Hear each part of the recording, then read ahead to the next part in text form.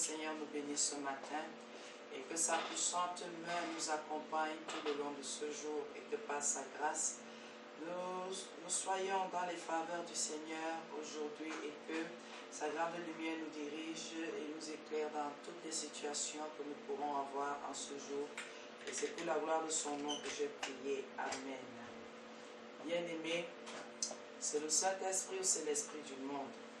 Ce matin, nous allons parler des choses qui concernent notre Dieu et des choses qui nous concernent et qui concernent l'Esprit de Dieu. Nous allons lire dans 1 Jean 4, à partir du premier verset. Qu'est-ce que la Bible nous dit? Bien-aimés, n'ajoutez pas foi à tout esprit, mais éprouvez les esprits pour savoir s'ils sont de Dieu, car plusieurs faux prophètes sont venus dans le monde. Reconnaissez à ceci l'Esprit de Dieu. Tout esprit qui confesse Jésus-Christ venu en chair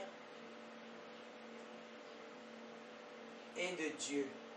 Et tout esprit qui ne confesse pas Jésus n'est pas de Dieu. C'est celui de l'Antéchrist dont vous avez appris la venue et qui maintenant est déjà dans le monde. Vous petits enfants, vous êtes de Dieu et vous les avez vaincus. Parce que celui qui est en vous est plus grand que celui qui est dans le monde. Eux, ils sont du monde. C'est pourquoi ils parlent d'après le monde et le monde les écoute. Nous sommes de Dieu. Celui qui connaît Dieu nous écoute. Celui qui n'est pas de Dieu ne nous écoute pas. C'est par là que nous connaissons l'esprit de la vérité et l'esprit de l'erreur. Amen. Bien-aimés dans le Seigneur, ce matin, nous parlerons encore de l'Esprit de Dieu et l'Esprit de l'erreur. C'est vrai, cet enseignement est très délicat. Très délicat dans le sens où quand on veut faire ces choses, quand on veut parler de ces choses, les gens se sentent heurtés. Se disent non, comment on peut dire ceci, comment on peut dire cela. Mais qu'est-ce que vous voulez même enfin qu'on vous dise? Voulez-vous rester en captivité? Voulez-vous croire et servir le vrai Dieu ou vous voulez qu'on vous raconte des histoires? Juste parce qu'il ne faut pas qu'on vous dérange dans votre confort inutile qui n'est pas éternel, qui n'est que charnel, terrestre, et après alors, l'éternité c'est pour qui? Ce matin nous parlons, bien-aimés, n'ajoutez pas foi à tout esprit. Bien-aimés, ce n'est pas tout le monde qui vient avec la Bible en main que je vais écouter. Je peux même vous écouter, mais au bout de quelques minutes, je vous dirai que qu'est-ce que vous me racontez? Vous me racontez des bêtises. C'est pour cela que j'ai de la peine à m'asseoir avec les catholiques, les témoins de Jéhovah, les branhamistes, ils sont tellement nombreux. Je ne peux pas m'asseoir avec vous plus de 5 minutes parce que vous m'embêtez. Branham était un homme comme moi.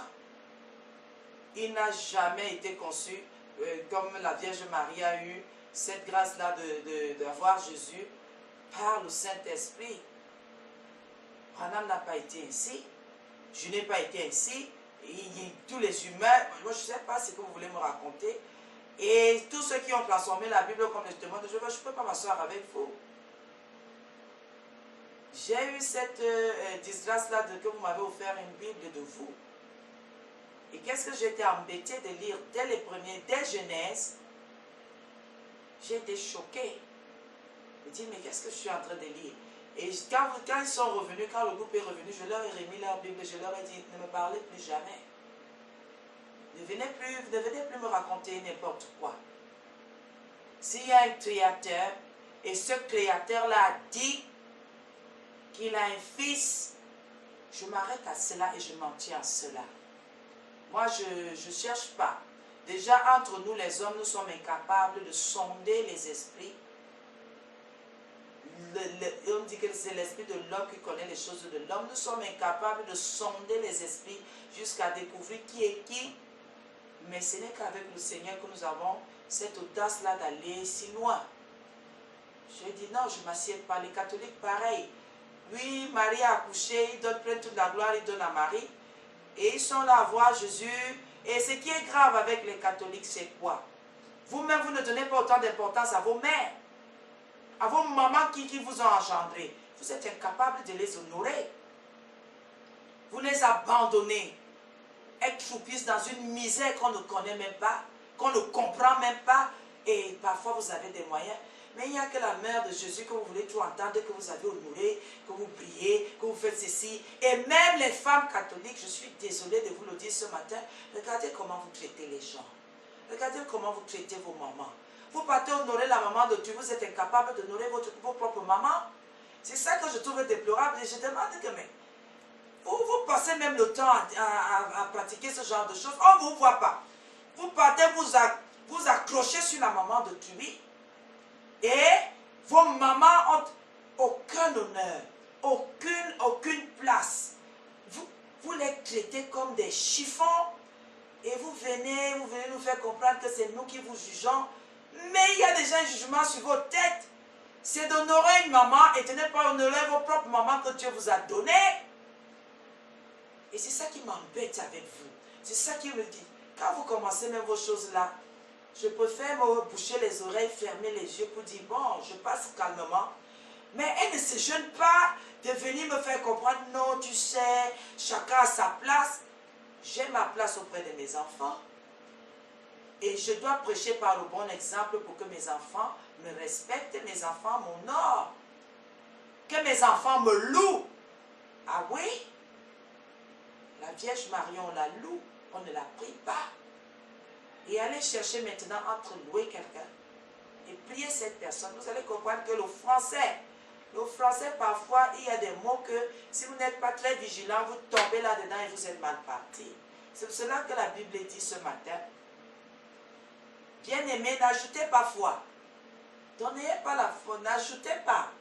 Donc il y a quelque chose que tu vois. Cette chose-là, c'est normal qu'elle existe.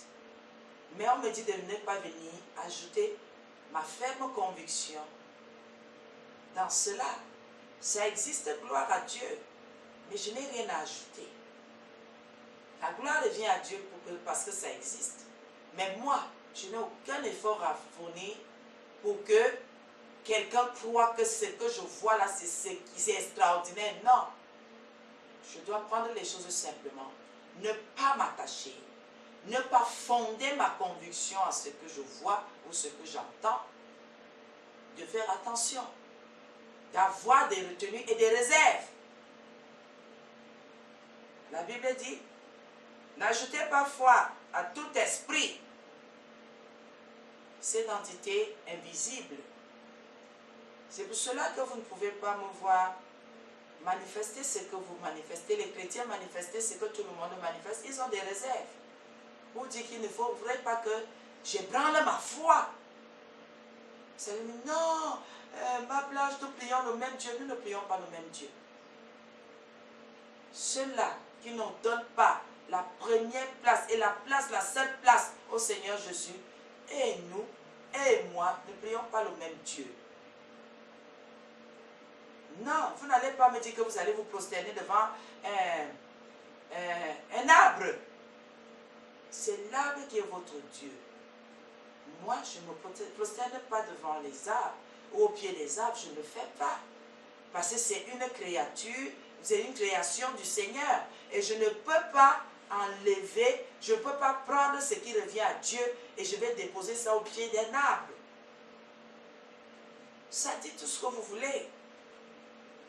Le Seigneur m'a demandé de ne pas faire l'idolâtrie. Comment je peux aller donner?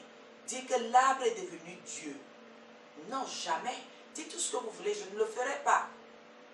Et si c'est comment dire ça? C'est une position ou c'est une situation que si je ne le fais pas, je meurs, je préférerais mourir. Je vais préférer mourir que de régner le Seigneur à cause d'une chose aussi petite.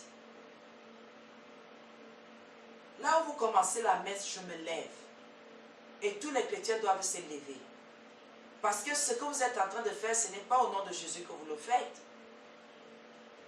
Ce n'est pas au nom de Jésus. La Bible dit que le seul nom qui a été donné, le nom qui fait trembler les démons, Le nom qui fait que les malades guérissent. Le nom qui fait que les montagnes se déplacent, c'est le nom de Jésus, pas le nom d'une autre personne. Alors, je n'ajouterai pas foi à n'importe quel esprit. La Bible continue. Pour savoir s'ils sont de Dieu, car plusieurs faux prophètes sont venus dans le monde. Parce que nous devons faire quoi? Mais éprouver les esprits. La seule question que je pose toujours, et que tous les chrétiens, tous ceux qui se disent chrétiens doivent vous poser, Jésus-Christ est-il Seigneur? Si quelqu'un dit oui, il est Seigneur, alors il est de Dieu. Mais si après d'avoir confessé cela, il commence un discours, mais le mais qui tue. Dès qu'il commence que oui, Jésus-Christ est Seigneur, mais le Seigneur a aussi le mais là et aussi là. Commencez à lui dire que refermez votre Bible, allez-vous-en. Ne venez pas me troubler. Vous savez, quand vous êtes dans une situation difficile, j'ai vu cela, j'ai constaté cela, les hommes sont dans un radicalisme maléfique. Nous avons eu une fois une soeur, elle était malade. Elle était très malade. Elle allait à l'hôpital, elle suivait un traitement qui était très difficile à supporter. Et on était aussi dans la prière pour que le Seigneur lui fasse grâce, une fois de plus. À un moment donné, quand nous nous sommes déplacés, nous avons constaté que quand nous avons quitté le lieu pour un autre, la sœur a disparu. Elle a disparu, elle est allée ailleurs. Elle est allée quelque part de toutes les façons dans le travail, nous ne sommes pas. On s'est rendu compte qu'elle ne venait plus. On ne la voyait plus. Bon, nous on a continué à travailler puisqu'il y a du travail. 6 mois ou 8 mois après, on ramène la sœur, méconnaissable. Il lui restait quelques jours à vivre. Elle avait la peau sur les os et c'était pas bon. Mais tu étais où, sœur? Je suis allée chez un marabout. Qu'est-ce que tu allais faire là-bas? Oh, j'ai vu les naturopathes. Oui. Et puis, on m'a même dit, le marabout m'a demandé de faire les sels et de les manger. Elle a mangé ses propres sels. Il m'a demandé, comme ça ne donnait pas toujours, de faire mes propres pipis. Pendant des semaines, j'ai bu mes propres pipis. On dit, ah, vous êtes incapable quand on vous donne un jeûne. Vous êtes incapable de faire le jeûne même pendant 4 heures de temps. Incapable de vous abstenir, de rester assis à l'église pendant 2 heures, 3 heures de temps, 4 heures de temps, pendant une intercession, pendant que les gens prient. On vous demande juste de vous asseoir pendant que les gens sont en train de prier. Vous n'arrivez pas à supporter. Mais vous avez eu le courage de manger vos propres sels. Vous avez eu le courage de boire vos propres pipis pendant des semaines. Mais maintenant que vous arrivez, quand vous êtes extrêmement malade, il y a beaucoup de choses qui sortent par les selles. Donc vous êtes encore réinfecté. Bien-aimé,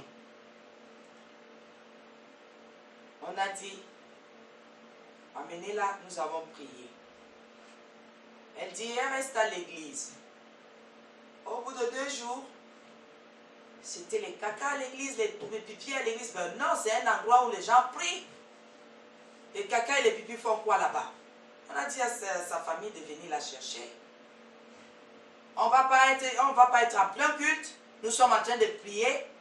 Madame a fait ses scènes. Vous allez me dire, non, l'assistance c'est quoi? Non, c'est pas quand vos gens sont déjà épaves. Quand vous êtes resté chez le marabout, est-ce que vous n'avez pas payé? Mais à l'église, vous avez la décence de ne même pas acheter un morceau de savon pour qu'on lave l'église avec. Mais l'église doit vous héberger. L'église, ce n'est pas l'église, on paye le courant.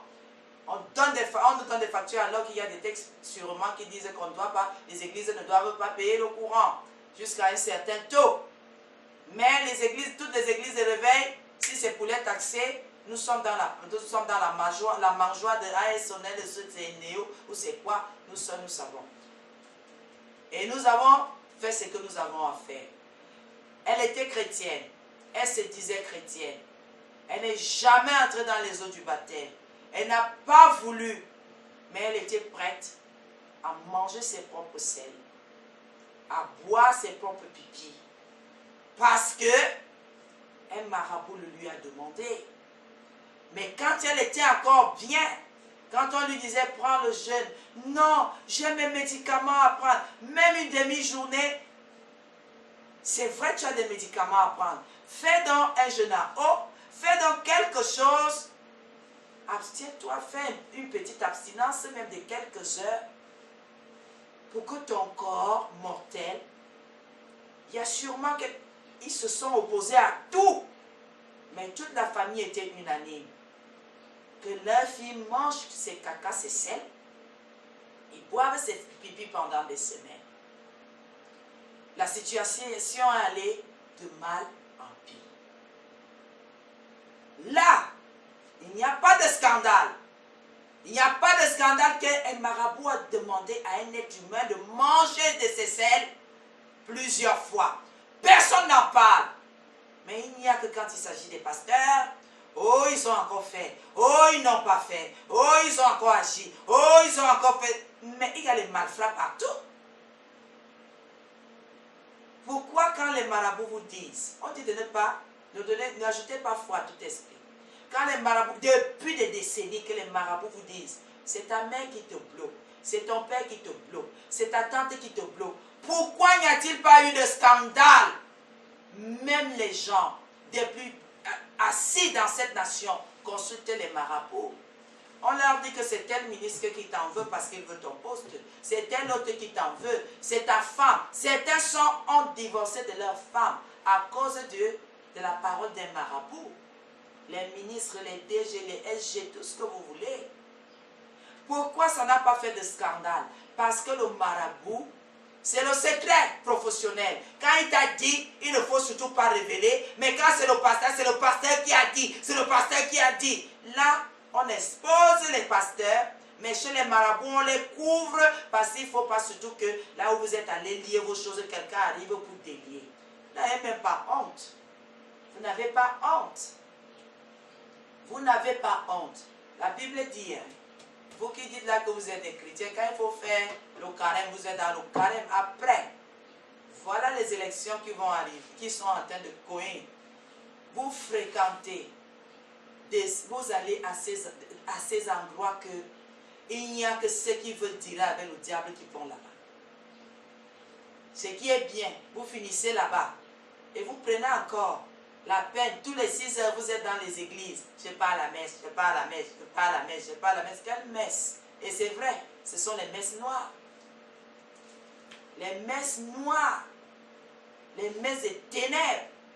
Comment quelqu'un qui peut passer toute la journée, samedi chez le marabout, peut aller à la messe de 6 heures le dimanche, peut venir à l'église, faire culte. Tu crois au marabout, tu crois à ce que le pasteur dit, tu crois à ce que le prêtre dit, tout ce qu'on dit, le rabbin dit, tu es là, la tête baissée. C'est la sorcellerie. C'est la sorcellerie. Je sais que Jésus-Christ est Seigneur, non. C'est lui qui est venu verser notre sang, verser son sang pour nous. Oui, c'est vrai. C'est vrai, et c'est ce que tu dis est faux. Mais la Bible dit ce matin, éprouvez les esprits. Bien aimé, même dans le taxi, quelqu'un ouvre la malle arrière. Quand il la lâche, elle fait du bruit. Vous dites, Seigneur Jésus. Tout le taxi se fâche. Vous n'avez pas le droit de prononcer le nom du Seigneur Jésus. Je devais dire quoi? Messe. Je devais dire quoi? Je devais m'exclamer comment? Je m'exclame. Ce qui sort de moi, c'est ce qui m'a gagné.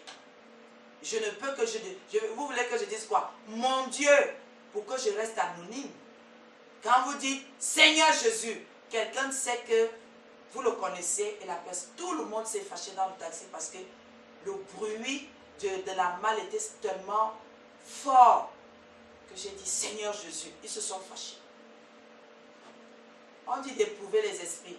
Le fait d'avoir confessé Jésus-Christ, j'ai éprouvé tout ce qui était, alors que je n'avais rien avec eux. Mon exclamation était normale parce que j'étais à l'arrière du véhicule. C'était normal que je m'exclame. Ils ont trouvé que non, c'était un scandale d'appeler le nom du Seigneur. Je ne l'ai pas appelé en vain. Je voulais qu'il protège mes oreilles et qu'il protège mon cœur. Il se disait que je me suis exclamé parce que je voulais appeler son nom en vain. Ben non. Appeler en vain le Seigneur, le nom du Seigneur, ça veut dire que même là où je mange, je dis au nom de Jésus, au nom de Jésus. Même là où je suis dans mes combats charnels, au nom de Jésus, c'est à ça appeler le nom du Seigneur en vain. La Bible dit, éprouvez les esprits pour savoir s'ils sont de Dieu. C'est pour cela qu'en général, bien aimé, quand nous sommes assis, nous parlons. Quand les gens commencent à émettre de leur opinion sur certains sujets, faites attention. Si vous êtes avec eux, quand vous allez dire ce que vous avez à dire, à un moment donné, laissez-les d'abord parler, vous allez voir que chacun tire de son côté. Mais dès que vous allez donner la pensée de Dieu, vous allez voir que tous vont se rassembler et ils vont aller contre vous.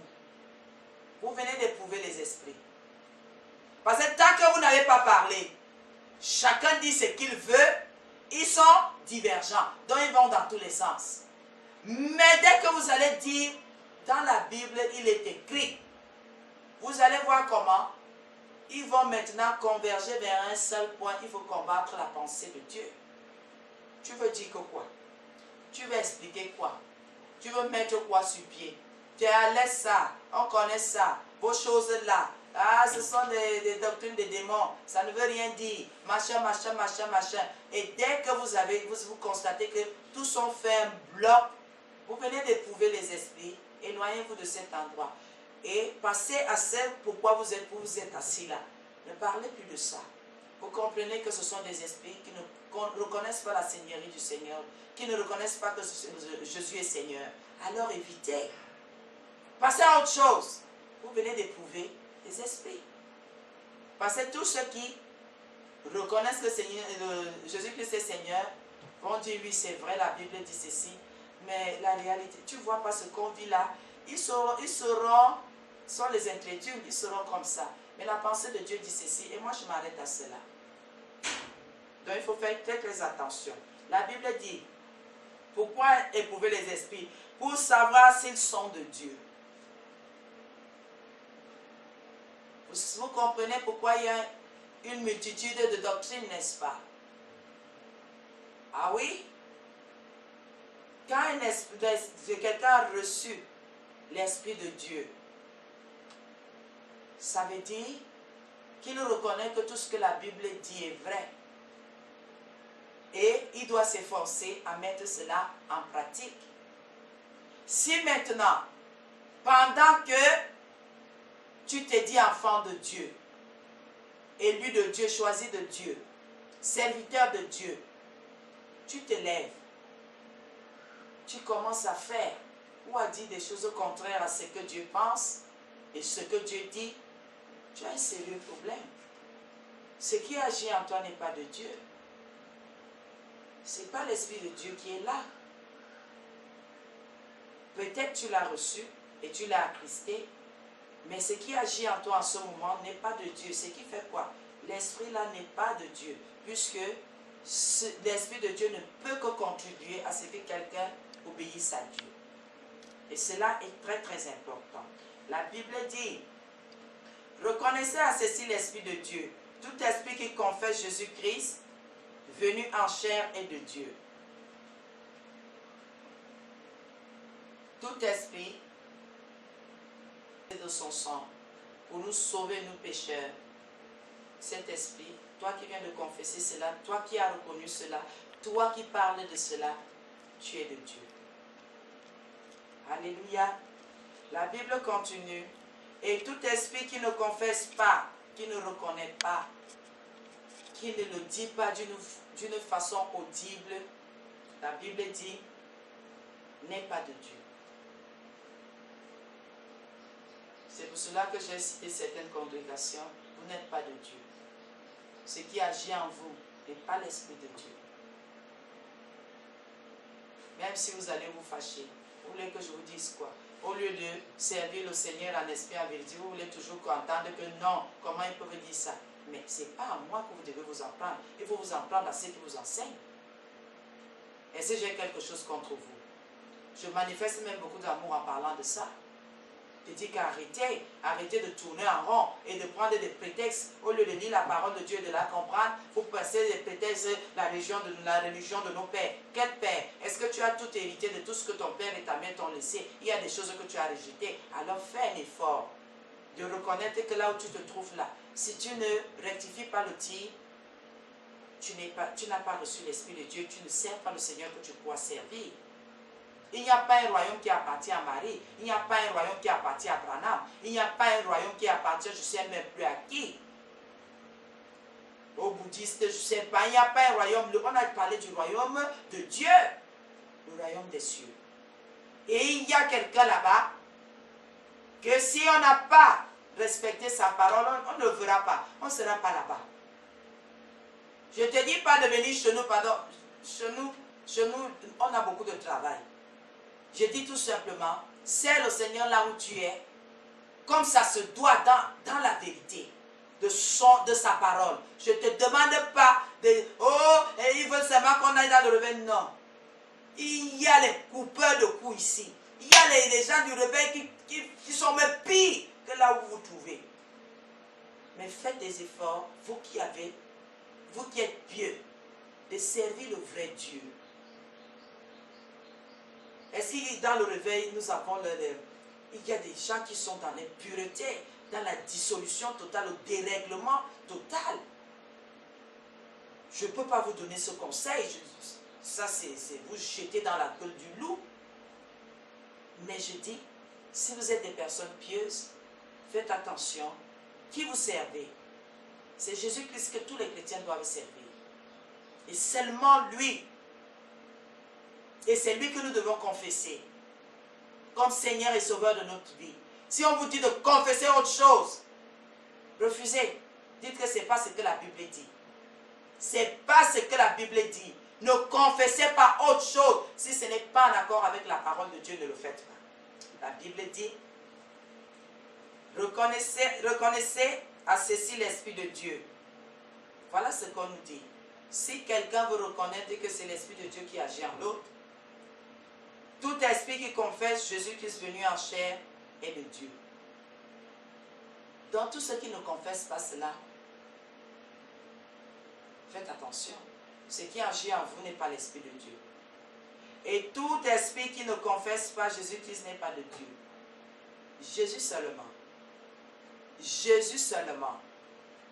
C'est celui de l'antéchrist. Ceux qui sont venus pour dire que fichez-nous le camp avec la Bible. Ils sont nombreux, hein? Ils sont nombreux. La crainte de l'Éternel est sortie des cœurs des hommes. La cupidité, la convoitise, le vol, la corruption, tout ça est entré vous. Maintenant, l'homme combat les saintes écritures. L'homme est debout pour dire que c'est lui maintenant qui a sa destinée en main. Ah oui! La technologie, la science, mais je vous dis toujours, aucun scientifique, aucun grand savant n'a encore pu garder le souffle dans une bouteille que quand ça part, il remet. Ça part, il remet. Ça part, il remet. Il n'y a pas moyen. Il y a des méthodes que même vous êtes malade, malade du cœur, on peut mettre des tuyaux, on peut mettre un pacemaker, on peut mettre ceci, on peut mettre cela. Mais bien aimé, quand vous vous fatiguez, quand les rides commencent, faites de lifting, faites tout ce que vous voulez. Vous allez faire le lifting jusqu'à la fin. Même Johnny Hallyday est mort. Avec tous les liftings, là, même Michael Jackson est mort. Pour vous dire que laissez, le suprême reste le suprême, le créateur reste le créateur. Parce qu'il y a des termes, le suprême, là, ce sont des choses bizarres, des loges. Le créateur, il reste le créateur et il est au-dessus de tout. Même Michael Jackson, vous nous embrouillez encore. Non, il était là le jour de sa mort. Il regardait comment. Laissez-nous tranquilles. Il est là-haut. Il n'est pas là-haut. Vous allez seulement comprendre que quand les gens veulent vous tourmenter, ils vont vous tourmenter. Même lui, avec tous les milliards, il ne respirait pas l'oxygène que nous on respirait. Il ne saluait pas le président de la République. Il mettait des gants parce qu'il disait que les présidents avaient des microbes. Il ne faisait pas ceci, il ne faisait pas cela. Mais il est mort. Et il n'est pas mort, son corps est monté. Et ça s'est accroché au ciel et c'est resté suspendu. Non, parce que c'est ça. Son corps n'a pas disparu. Ce qui est grave, c'est que son corps n'a pas fait comme le corps de Moïse. Oh non, son corps n'a pas disparu. Son corps, on a récupéré. En plus de ça, il se broguait. Vous voyez que ces choses-là même, ce sont des petites choses. Les gens disent non, fichez-nous le corps avec Jésus. Après le jour de l'heure, on va vous ranimer. On va vous ranimer comment? Mort, c'est mort. C'est que le temps de Dieu est arrivé. Le temps de son règne est arrivé. Il reprend son esprit et personne ne peut l'empêcher de récupérer ce qui lui appartient. Et c'est là que vous allez comprendre que on change vos cœurs, on change vos reins, on change vos poumons, on change vos pancréas, vos foies, tout ce que vous voulez. Vous allez toujours mourir. Ce corps-ci va lâcher. Et quand ça va lâcher, ne nous faites pas venir. Moi, je ne viendrai pas. Quand tu étais vivant, tu n'as pas voulu de Jésus. Ne m'appelle pas. Ceux qui veulent entendre qu'ils étaient au chevet, j'étais la dernière personne au chevet, j'ai fait qu'ils confessent Jésus. Laissez ça. Quelqu'un refuse Jésus quand il est vivant, quand il est fort. Non, regardez, le condamné sur la croix près de Jésus, il était malade. Pourquoi ces gens-là ne vous disent pas tout ce qu'ils ont fait?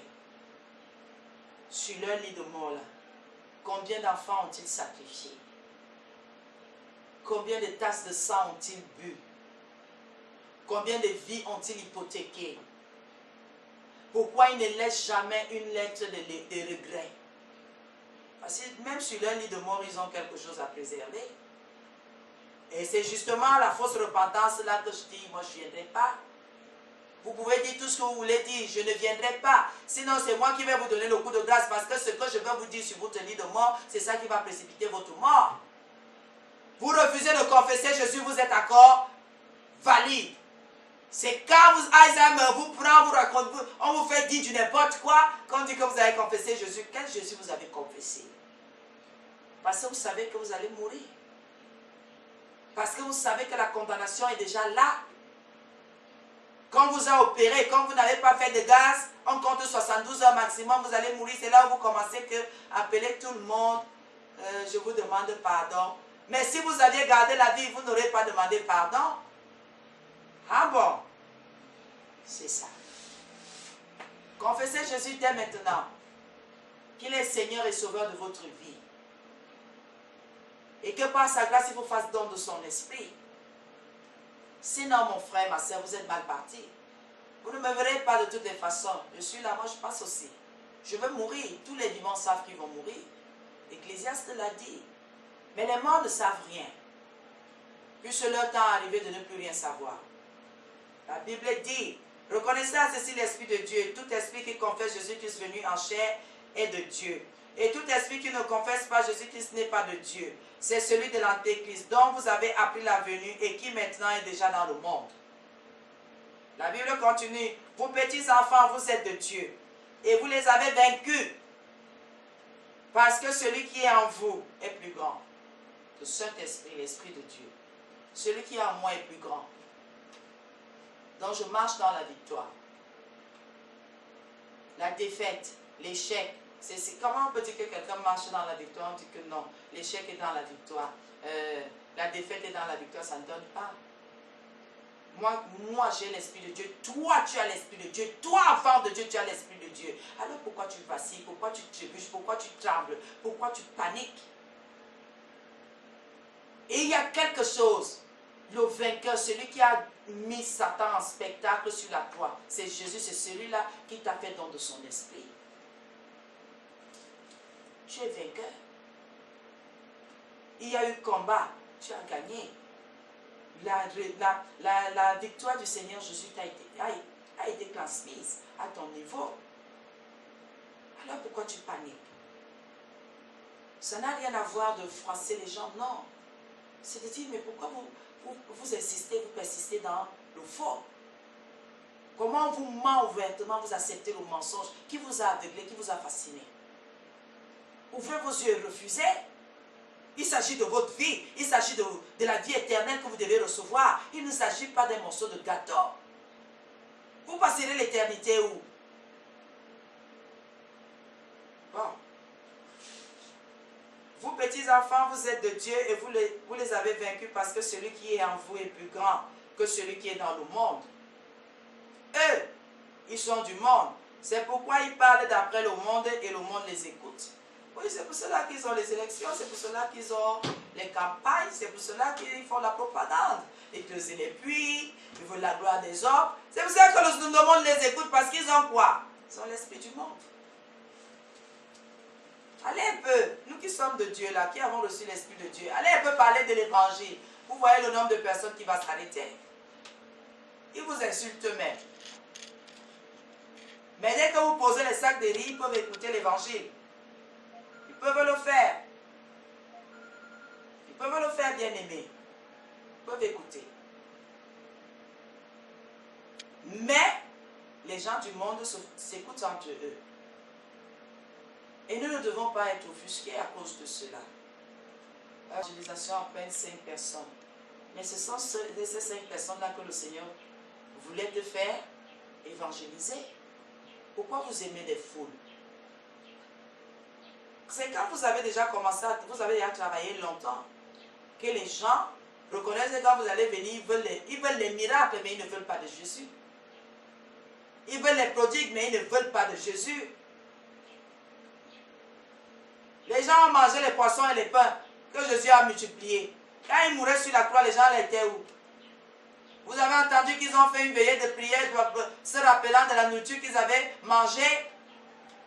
Ben non, ils ont mangé les bandes d'ingrats, les gens bizarres comme ça là. C'est comme ça. Ils n'étaient plus au courant de lui. Il a guéri les malades. Combien de malades étaient à la croix?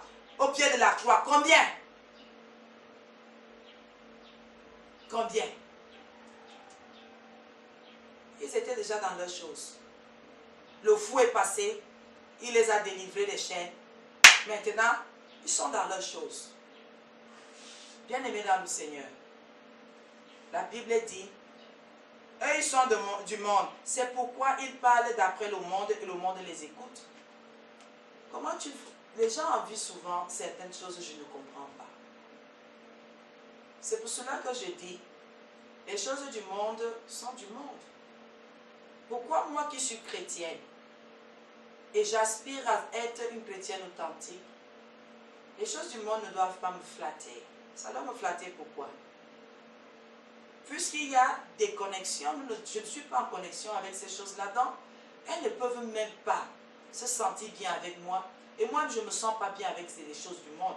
Et les gens du monde, ils parlent des choses qui m'embêtent. Ils parlent des choses qui embêtent les chrétiens. Et quand on veut leur faire comprendre que ce que Dieu veut même, c'est notre sanctification, ils disent, oh, laissez-nous un peu tranquilles, laissez-nous vivre. Comme si les chrétiens ne vivaient pas. Comme si nous sommes des morts vivants, nous sommes des zombies ambulants. Bien-aimés, s'il y a des meetings, le stade est plein, où est le problème? Dès que tu ne dis pas, parce que normalement un chrétien ne doit pas lui dire ne fais pas ci, ne fais pas ça. S'il aspire à la sainteté de Dieu, lui-même il doit abandonner, sachant que ça, c'est sûr que ça ne va pas avec la parole de Dieu. Mais quand on te dit déjà, ne fais pas ci, ne fais pas ça, ça veut dire que tu as de la difficulté à comprendre ce que Dieu dit. Exactement, c'est pour cela que nous nous appuyons sur certaines choses pour dire, mais non, voilà à quoi doit ressembler un chrétien, voilà à quoi doit ressembler une chrétienne.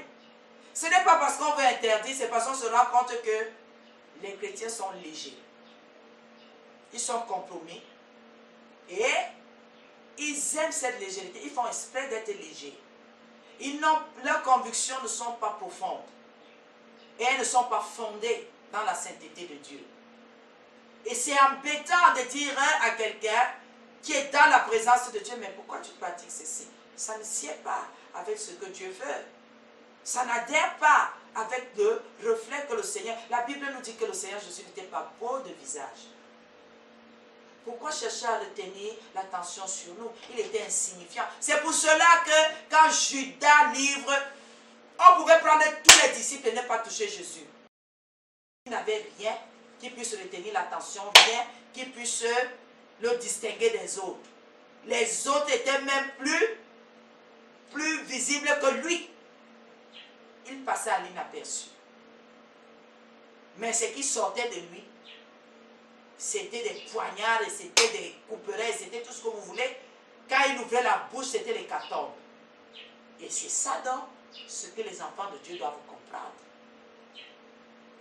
Vous pouvez voir des personnes très éloquentes dans le monde, qui tiennent des discours qui plaisent, mais c'est selon le monde. Nous, on doit faire les choses selon l'Esprit de Dieu. Et la Bible continue en disant, nous sommes de Dieu. Celui qui connaît Dieu nous écoute. Même comme Seigneur ce matin, même si les nés de Dieu ne veulent plus écouter, celui qui connaît. Connaître Dieu, c'est connaître sa parole. Donc avoir de la connaissance, à avoir accepté les enseignements, avoir compris les enseignements, les nés de Dieu, ceux-là qui connaissent Dieu, écoutent. Et comme ceux qui écoutent Métanoïa, ce matin, je veux vous encourager en vous disant, tous ceux qui ont insisté, résisté à continuer à écouter Métanoïa, vous êtes bénis de Dieu. Et je peux le dire, ce verset vous appartient ce matin. Nous sommes de Dieu. Tous ceux qui continuent à regarder Repentance TV, vous êtes de Dieu. Parce que je sais que les messages ne sont pas légers et que ce n'est pas évident de rester là-devant avec sa femme, ses enfants, son mari, et ne pas se sentir piqué à un moment donné et dire que mais qu'est-ce qu'elle raconte? Même si vous vous retenez, ça vous bouscule d'abord, mais nous allons faire comment? Comme moi-même je fais là, ça me bouscule, je baisse la tête et je dis Seigneur, fortifie-moi, délivre-moi, soutiens-moi, éclaire-moi de plus en plus pour que je sois, comme j'aspire à ta statue parfaite, que j'atteigne ces statures-là. Et que sachez-le ce matin, celui qui connaît Dieu nous écoute. Soyez fortifiés ce matin. Vraiment, que le Seigneur vous protège et surtout qu'il vous bénisse. Celui qui n'est pas de Dieu ne nous écoute pas. Il zappe. Il va ailleurs. Il dit, ah, laissez-nous ça. Depuis quand la femme a parole. Mais depuis que le Saint-Esprit est descendu, depuis qu'il est venu habiter en nous, Joël l'a dit, vous avez dit que non, ça ne peut pas exister. Pierre l'a répété. Et vous comprenez que ces choses-là viennent de Dieu. Non, enlevez ça. C'est anathème. C'est anathème. Qui est anathème?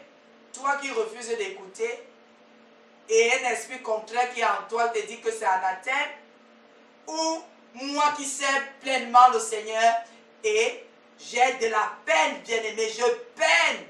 Il y a une souffrance dans ce service que vous ne pouvez même pas vous imaginer. Je ne peux pas mentir, je ne peux pas raconter d'histoire. Servir le Seigneur en tant que femme, c'est la pire des galères. Laissez. Et surtout ne pas ramener mes fourchettes, mes casseroles sur l'autel et sur la table de l'enseignement. Ça, c'est vrai. Et il faut être vraiment béni du Seigneur. Bien-aimé, une femme qui tient ferme à servir le Seigneur, c'est une bénédiction pour le monde. C'est une bénédiction pour cette terre. Je vous le dis, je suis sincère. La pire des choses, je dis, le travail, vraiment, donnez-moi tout ce que vous voulez. Si je pouvais renaître, je préférerais faire autre chose. Parce que je n'ai pas voulu faire ce que je fais là. C'est le Seigneur qui me l'a imposé. Et c'est difficile, bien-aimé. C'est difficile. J'en pleure tous les jours. Je ne peux pas vous mentir. Je ne peux jamais mentir. Je pleure et je demande au Seigneur tous les jours pourquoi. Pourquoi tu m'as exposé? Pourquoi tu me fais connaître ces difficultés? Mais je pouvais seulement aussi croire comme tout le monde et rester dans mon coin. Pourquoi tu m'as mis devant les gens? Pourquoi tu m'as placé devant un peuple? Pourquoi tu mets les mots dans ma bouche? À un moment donné, même je vais faire comme Jérémie, que je ne parlais plus. Je ne sers plus. Mais bien aimé, je ne sais pas ce qui me faisait sortir de mon lit. De ma maison, je me retrouvais avec la Bible à main en train de faire le même travail, sans savoir comment ça a commencé. Comment j'ai fait pour prendre mon bain et me retrouver à l'église. La soumission, l'obéissance. Tout ce que les femmes se permettent, tu n'as pas le droit de te le permettre. Tu n'as pas la permission de Dieu pour le faire. C'est la plus grande galère. Les hommes, vous voyez comment ils prennent ça avec légèreté. Il n'y a qu'une minorité qui est sérieuse. Regardez comment ils sont en train de banaliser l'œuvre de Dieu. Ils sont devenus des dieux eux-mêmes. Mais quand le Seigneur attrape une femme, c'est la pire des choses qui puisse arriver à cette femme. Je ne veux pas dire que servir le Seigneur est une honte ou c'est une galère pas possible. Non. Je veux tout simplement dire, si cela suffisait seulement à enseigner et à rester tranquille. Les femmes s'élèvent, les hommes s'élèvent, les enfants s'élèvent, les arbres s'élèvent, les bosquets s'élèvent. Et quand les serpents s'ajoutent, c'est là. J'ai dit, hein, vous ne pouvez plus être une bonne épouse pour votre mari parce que vous êtes en pleurs tous les jours d'entendre ce que disent les gens de vous. Et ceux qui me maudissent, mais je peux déjà vous dire qu'abstenez-vous de le faire. Et je dis toujours, si c'est le Seigneur qui m'a suscité, vous êtes en train de commettre une abomination, de maudire ce que Dieu a béni. Et il a dit quoi, Abraham? Ceux qui te bénissent seront bénis, et ceux qui te maudissent seront maudits. La Bible dit, c'est par là que nous connaissons l'esprit de la vérité et l'esprit de l'erreur. Ou ceux qui confessent Jésus, ceux qui connaissent Dieu écoutent la parole, ceux qui ne le connaissent pas n'écoutent pas les enseignements. Et après chaque enseignement, ils trouvent que c'est un débat à faire. Il y a aussi une catégorie, ceux qui écoutent et qui font des commentaires désobligeants. Non, comment il peut dire ça? Non, comment il peut dire ça? Non, machin, machin, machin. Donc, ils n'écoutent pas pour garder. Ils écoutent pour détruire. Donc, autour de s'il y a des gens qui ont retenu quelque chose, ils prennent encore la peine de tout détruire, de tout saccager. Et ce matin, je voudrais tout simplement dire à quelqu'un, est-ce l'esprit de vérité? Est-ce l'esprit de l'erreur? Qu'est-ce qui t'anime? Si c'est l'esprit de vérité, gloire à Dieu, bravo. Persévère et fortifie-toi.